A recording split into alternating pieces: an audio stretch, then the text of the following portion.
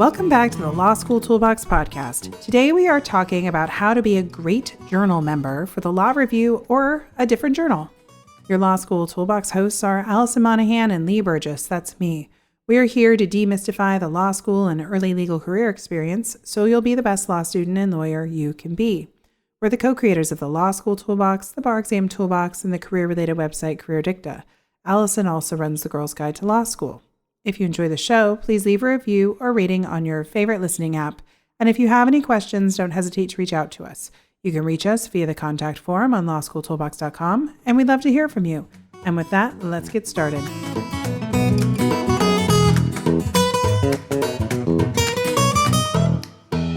Welcome back to the Law School Toolbox podcast. Today, we're talking about how to be a great journal member, whether you're on the law review or a different journal. And we would like to thank ProBoards for sponsoring this episode. They make some very cool keyboards and keypads for the legal profession, which have more than 35 function keys specific to legal practice for lawyers and law students, including that mysterious section key. We will talk about all of this later. If you want to find out more about their products, check out legalkeyboards.com or find them on social at Instagram at ProBoards LLC, Twitter at Legal Keyboard, or Facebook at LegalBoard. We are excited to share more later, so stay tuned. Well, Lee, let's start off by talking about why should you even try to be a great journal member? I mean, isn't this really just about what you can put on your resume? Well, I think a lot of people join the journal because it looks good on your resume. Let's be honest. Let's be honest. But I do think you can learn a lot by really kind of leaning in and doing a good job. You might want to think about being on the board later. We actually have a quick tips episode on this, but a lot of kind of prestige and experience comes from serving on the law review board. And so that's something that you may want to learn more about. And you need to, make sure that you're a great staff member if you want to consider being a board member. I think that it really is a good learning experience. I know that my legal writing and editing and Bluebooking really got better and better the longer I was on that law review. What do you think? Oh, yeah. I mean, I'll be honest. I didn't love law review, but I will say that is the only reason that I learned how to actually cite check and to do that competently and to do it with confidence and to know that when I was in an actual legal job, if someone handed me a document and said, we need you to cite check this, I was able to do that. Yeah. And I actually remember getting feedback from my supervising attorneys when I was a new associate and a summer associate that they didn't find errors in my work, right? Which is one of the best compliments you can get, I think, as a young lawyer, is that they don't have to redo your work, because that makes your supervising attorneys super happy if they don't have to redo your work. And I do attribute that to the practice and diligence of my law review work. Oh, definitely. I mean, I think unless you are going to be competent at site checking, you're going to have to do that a lot. And like it or not, that is basically the bulk of what you're doing when you are a journal member that first year. Usually your second year, occasionally they'll let 1Ls come on. But I mean, it can be tedious, let's be honest, but it's also something that you will do in your day job as a lawyer. And if you are good at it and people can trust you, that goes a long way as a young associate or any type of young lawyer, that somebody knows they can hand this document to you and it will come back basically perfect. The other thing that I think is a skill that I didn't fully appreciate that I was working on so much on the law review is really understanding how to check your sources and make sure your citations are correct. So really digging in and saying, does this source really support what's in this paper? Does this source have a quote that is exact? I think that is something that I didn't always, double, triple check when I would write my own papers. And I think that you really start to see why that becomes so important, especially because law review articles that are published are often used as citations in future things, right? And so you want those to be as perfect as possible. And I don't think I really had asked those very thoughtful questions about, in-depth source checking, maybe since I was doing my thesis in undergrad, but I don't even think I was doing it at the careful level that you're really required to do on the law review. Yeah, that's a very good point. You really, I remember they made us go to the physical book. I don't know if people still do this or if they decided that online sources might be good enough these days. But, we literally had to go dig out that like piece of the magazine or the journal or the book or whatever it was. Like I had to hold that book in my hands and read it. And I think your point is absolutely accurate that, that gives you a different appreciation really for just what a source is and what we're using it for. And what those signals mean. I think gosh, that's, yes. Like if something is saying, see also versus, and a direct citation, those really have meaning. And I think that after you're on the law review or serving on any journal and you spend time with sources, I think you get a lot of exposure to why those signals are very important and they do have a lot of meaning. And it changed the way I read law review articles in the future. But I actually remember working on briefs as a new kind of associate lawyer and finding it kind of sickeningly fun to pick apart how incorrect the citations were in the briefs I was responding to. And so it would be like, that's not what the case said. They screwed up the quote. Like, that's not, if you continue reading, that's not what it says. And you start to see that if you have a high attention to detail and if you're able to comb through materials fairly quickly, it is a great tool to have as a litigator because you get to really outshine the other side for being much more competent. Oh, yeah. I remember when I was clerking and we got a brief. And of course, like I looked up all their citations. I looked at the cases they were citing. And in one case, they had literally edited out a not. Yeah. I found similar things. Yeah. They totally, I went to the judge. I'm like, you're not going to believe this one. Like, you see this ellipse here? Like, they took out the not. The case says the opposite of what they're trying to claim it says. Suffice it to say that didn't go over so well. Yeah. And I think that's not as shocking as we would like to believe. Right. Like they were just totally thought nobody was actually going to look at it. But like I looked at it because I looked at everything. Right. And often in large trials, one side is just trying to drown the other in paperwork. Right. And so they're just churning out briefs, things to file.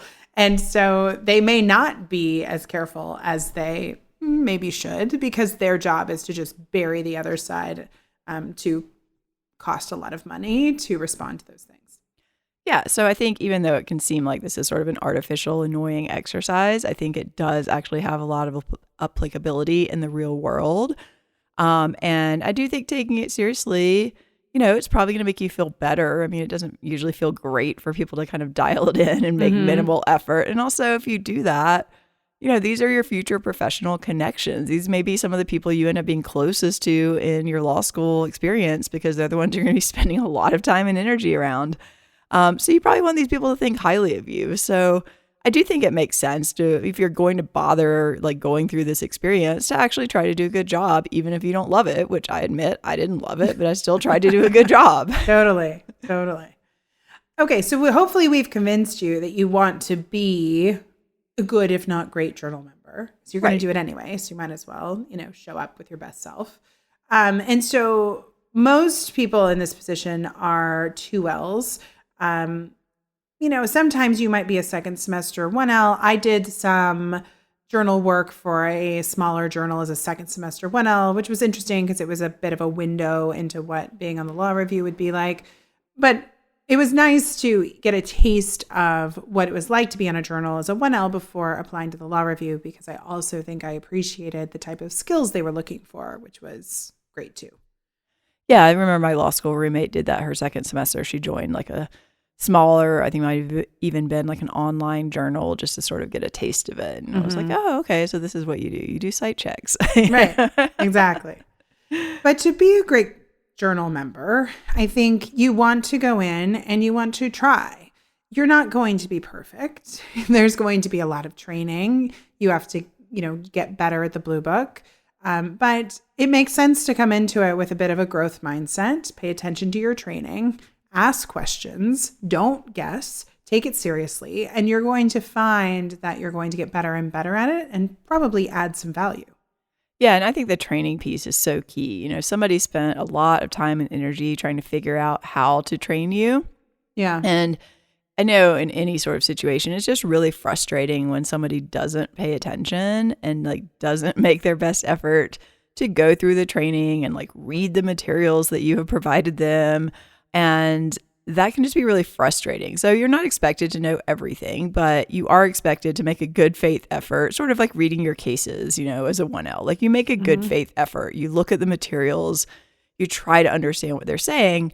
And then if you don't know something, you ask questions so that you're not guessing about how to do something, because that is just not really going to end up well. People would much rather have you say, hey, I don't really understand like what you're saying here. Is it this or is it that? And they'll be like, it's this. Great. Okay. You need to now remember that.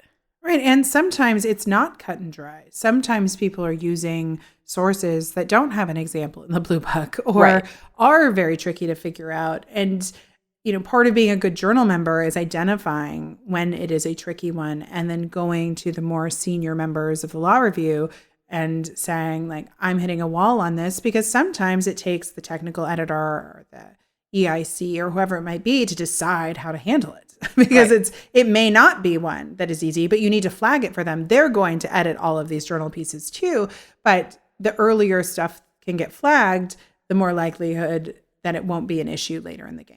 Yeah, I mean, there's certain stuff, some percentage, a pretty high percentage of the stuff is just like, all right, you got to go find the source, you got to check the page, you got to make sure that everything is abbreviated correctly. Like that stuff, you're going to pretty quickly get up to speed on and hopefully be able to do consistently, basically perfectly.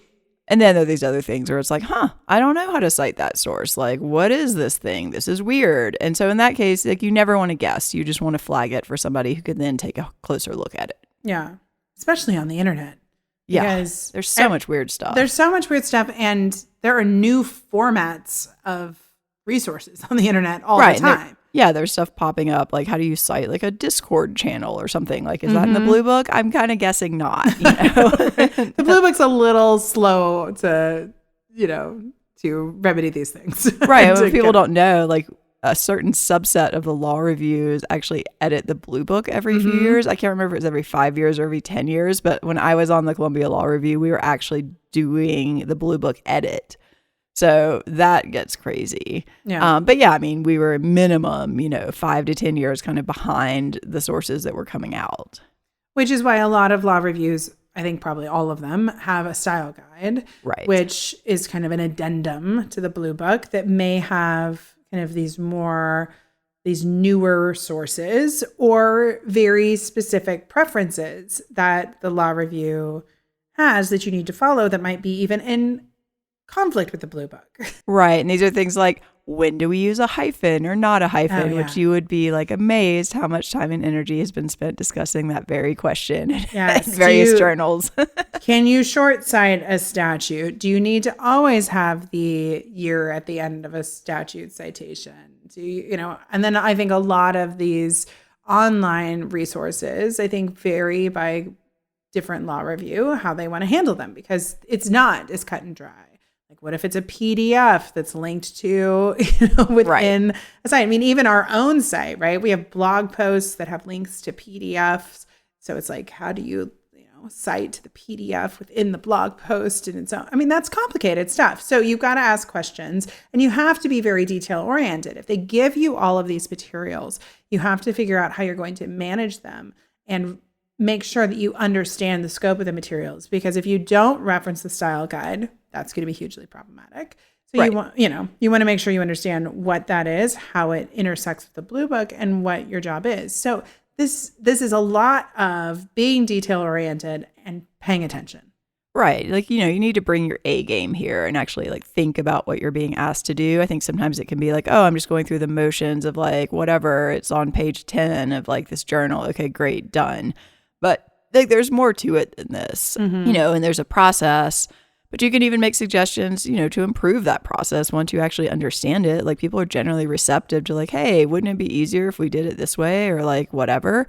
So you can bring like a positive, enthusiastic attitude, even if the work itself can frankly be like kind of boring or tedious. And I think the more that you can bring an attitude of like, oh, maybe there's something like interesting I can uncover, or maybe I'm going to find something that like we don't know how to do.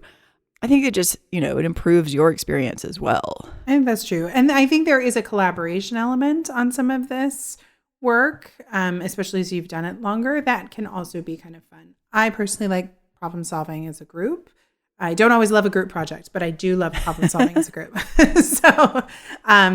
So that's another thing. If you enjoy that the law review can give you the opportunity to do that. The one thing you also need to keep in mind is that these articles go through like layers and layers of edits. And that means that your work is a small piece of a much larger timeline, and you need to do your piece on time. Oh, which, for sure. Let's be honest. Basically number one. I know, which is a great skill to have as a lawyer because, courts also don't let you be late. So you've just got to practice, especially if you're a procrastinator, getting your stuff done on time. But you really do have to understand that, and I didn't fully understand this until I was on the board, like how many times each article goes through rounds and rounds and rounds of edits. And you don't want anyone being the thing that stops the machine, that slows down the process. Yeah, absolutely. I mean, it may seem like it doesn't really matter if you're like, oh, I'm not feeling well today, I'll just like turn this in tomorrow. But that might set everyone else back by like a week. Mm-hmm.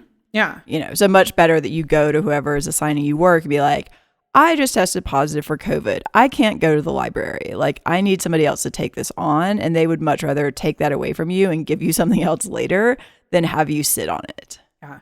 And if that's hard for you to do because you're a people pleaser or a perfectionist, we hear you, but this is a great life skill. You have to be, I mean, I'm serious, but it's true though, right? I mean, you have to be able to go to your boss, to go to your team member, to go to your supervisor, whoever it might be, and be honest about the situation so you don't flake at the end. Like there's nothing that drives me crazier than being put in a crummy position because I didn't have information about something that was happening with someone else that I could have fixed.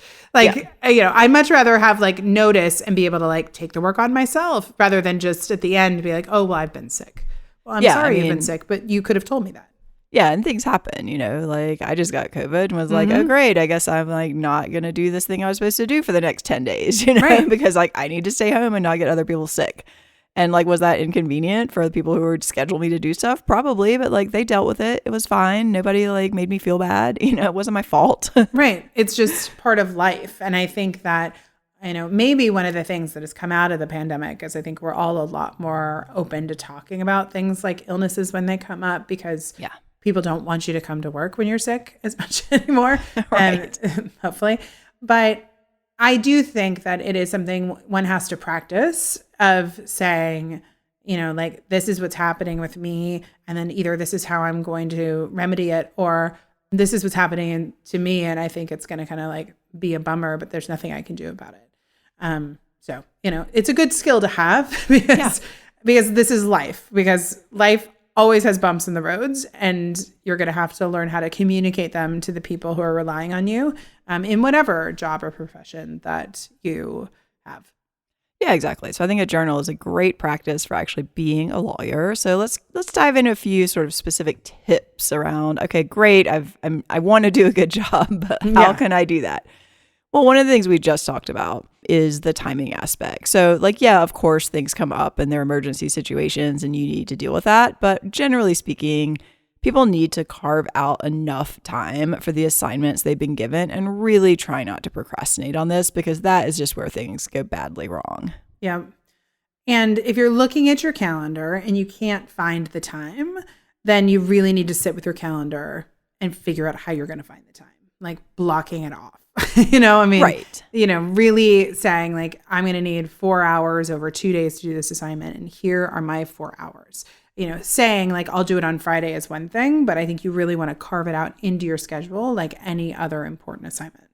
Yeah. And I think one of the things I found that actually was like, I didn't mind about the law review stuff was I could often fit it in like when I had smaller periods of time, maybe like, 45 minutes between two classes or something. That I'm not going to realistically sit down and like study in that time frame. That just wasn't how I operated. But I might be like, oh, you know what? I have this assignment. I know it's going to take about 2 to 3 hours. I can get half of it done probably if I really focus in that 45-minute period. I'm already going to be at school. I'm going to be by the library. Like I can knock this out. And I think it can be useful to fill those little gaps in your day by doing something that's actually, not that taxing. Yeah, that's true. It's also important to ask a lot of questions, as we said, but pay attention to the answers. So perhaps you're taking note on the answers. You are, hopefully you've got your blue book. I think you should have a physical one and an online version. And then I would probably have a printed out version of any style guide documents that your law review has as well. And then I would just take notes on those docs. Like I actually have a blue book that has comments and notes on it, or notes when the style guide applies. Like these are living and breathing things that you're working on. And so taking notes so you don't have to ask the same question over and over again, or you don't make the same mistake over and over again is also really critical. Yeah, I think you could also, I use my phone notes a lot for stuff like this, where it's like, oh, okay, this is something I need to probably reference later. I'm just going to go ahead and make a note. I have a running list of all this stuff. And before I ask the question again, I usually try to look at that list and be like, did I already ask somebody this? Oh, you know what? I did. And there's the answer. Because that is going to save everyone in your life, including you, a lot of frustration and time and energy. Yeah.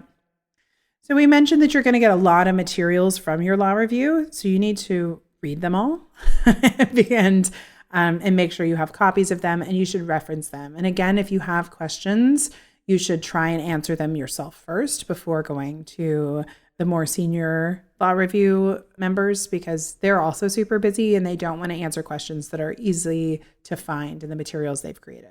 Right, because people, like we said, have spent a lot of time and energy creating, maintaining, editing these materials to try to make your life easier and their life easier. And when it's clear you haven't looked at them, that does not end up looking good for you. Yep.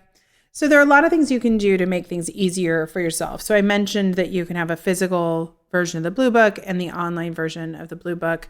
If you have a physical version, we recommend that you tab it. So you can buy the little plastic tabs, and that way you can flip through the Blue Book quickly to find common tables. You're going to go to this one table that has all the abbreviations. Oh my gosh, that one's like 80% of what you use I know, your Blue Book for. I know. So you just want to boom, and there's that tab. It makes it so much easier.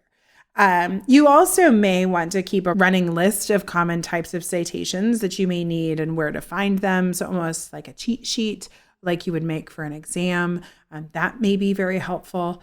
And the last thing I think that can help, since you're doing probably a lot of this editing on your computer, is you want to set up the symbols that you use a lot so you're not trying to find them all of the time. And I think this is, I know, because let's just talk about the symbol key. Let's just talk about it. It's so annoying. No, I felt like I'm just not a person who uses keyboard shortcuts. So for me, I'm always like, oh my God, how do I get to that stupid symbol? And I'm trying to cut and paste it, and it's not doing it. It's just this is such a nightmare. I know. This is how terrible. So I'm working on studying French, and I have not fully learned how to add accents and everything on my computer. So even things I know how to say, I will translate them just so I can copy and paste it with the correct accents into an email. Oh yeah, no, I did that in Spanish. I still don't know how to do some of the accents. I admit it. No, so you can solve this problem. Yes, maybe not our accent problem, but you can definitely solve your legal problems by using ProBoards. Yeah, so you can set these up one by one, but you can also check out the ProBoard's LegalPad, which is their type keypad, or the board, which is a full keyboard, so that you will never have to look for these or screw them up again. Sounds absolutely life-changing. Even the things like the spacing on F sup and F second and F third, stuff like that, you will have to do all the time. All the time. And I still don't think I've entirely memorized which has a space and which has a period and which doesn't. I used to, but it's been I used to know, time. But now I'm I typed it for the script and I was like, I don't think that's right. I would have to look that up in the Blue Book. But I can guarantee that you did not go look it up in the Blue Book. No, because I don't care at this point. I hope whoever edits the transcript looks it up, but I can't guarantee that. All right. Well, the Blue Book is sitting on my desk. Maybe I can look it up after. Yeah, maybe tell Nicole to edit the transcript properly so We're not telling people. Anyway, if we had the LegalPad, we would just push the button. Yes, exactly. So this is all part of working on your process so you don't waste time. So wasting time is so critical. Not wasting time is is so critical. So if you have to go to the library to site check, make sure you look at where everything is and plan a route that makes sense, either within one library or across multiple ones. You don't want to have to double back because you didn't look at the whole list before you started. We're not into wasting time. So just a little planning can help you be more efficient. And so, 5-10 minutes of planning is going to make this so much better. I remember like days where I wouldn't look at the full list of things that they'd given me to site check. And I'd be like, oh, I'm just going to do them in order because why not? I only did that once or twice because I'd realized like I just walked all the way across campus to look at that library. And now I have to walk all the way back to the one that's right beside of it because I didn't bother looking to see what I need to find. Yeah, exactly. So frustrating. And then you also want to have a process for how you're going to do site checks and make sure everything is correct. So this involves above the line edits, which is means the stuff that's above the footnotes and below the line. So you're going to be required to look at it all, but you want to think about how you want to attack it. So do you read the text first and then try and edit the textual issues? And then do you go footnote by footnote, checking both the source and the citation? And then do you have a round where you go back and make sure that the short cites are correct? Because that's its own thing, because you have to count the number of them. And you so have a certain number in a row, and if you move something, it can screw everything up. So these are like your ids and your like C whatever, blah, blah, blah. Right. So this you want to have your own process, or you may ask more senior law review members if they have a process that they think is very efficient. You can definitely learn from others, but you don't just want to stare at the page and say, where should I start? That's not a great thing. So I would always start at the top. I think starting with above the line is great, but you also just have to be very conscious of what your role is. And if you're looking for typos and misspellings and abbreviations in the above the line text, you want to make sure that you know what you're looking for. So those edits are very meaningful, and then go below the line and see what you're responsible for there as well. So that's why you have to ask a lot of questions, because this is going to feel very new to you. And that's okay. Most everyone who's in leadership on the law review is going to be okay answering your question the first time you ask it. So you just want to make sure that you are writing down answers as you get them. Right. And just making sure you really understand, like you were saying, the task that you have personally been assigned. Like, is your task to go find the book? Is your task to just check these citations? Like, what is it you're being asked to do? And really stay on task, because if you're doing stuff you don't need to be doing, it's really just a waste of everyone's time. You're not doing anyone any favors at that point. Yeah. And so really, I think the idea here is that we know no one is perfect. We're not perfect. We made mistakes when we were new journal members, and you're not expected to be perfect, especially when you start. But you do need to try to get as close as possible to perfect as quickly as you can. Like most things, this is a learned skill, and you want to learn it. This is just not a role where you can skim over things and not pay attention. This is a time for focus, being very detail-oriented, removing distractions. There are plenty of tools that can help, and we've discussed many of them today, but you just want to show up and, give your best self to this project that is actually pretty important. Yeah, exactly. So I don't think anyone expects absolute perfection on day one, but we do, people expect you to have hopefully a pretty good attitude about a growth mindset. You're here to learn, you're trying to do your best, you're being conscientious. That goes a long way in life. It does.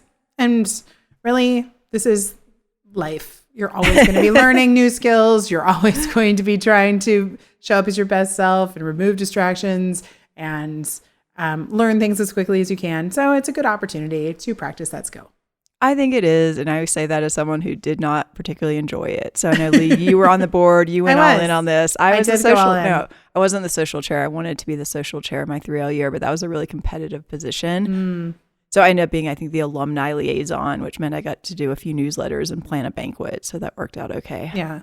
But I will say that some of the folks that I was on the board with, some of them I have remained friends with. Some of them, we have lost touch. But I think when you go through this experience together, you always have a bond. I mean, right. The EIC on my board, I ended up connecting you with him in Mexico because you all were living there together, near each other. And I hadn't talked to him in a long time, but it's like you've kind of gone through something together. Right. You've bonded. You've been in the trenches. You've been in the trenches. And I know that I could call him anytime about something and he would write me back. Like we had a shared experience. We have a mutual respect for each other. And I think there is something special about that. I agree. I think you end up being closer to these people than like your average classmate. And yeah, I feel like, I ran into someone I knew from the law review when I was taking the California bar, and we were both just like, oh my gosh, it's so great to see you. Like, how have you been? In a way that I'm not sure if I'd just seen some random classmate, it would have been more like, oh, hey, like, I hope you pass. Bye. Yeah, exactly. One final thought. If you don't get onto the law review of your school, and that is a source of frustration for you, I would recommend, if you want to work on these skills, of joining another review journal in your school. Because I think that these are really important skills, and they can still look great on a resume if you're on another journal if the law review doesn't work out.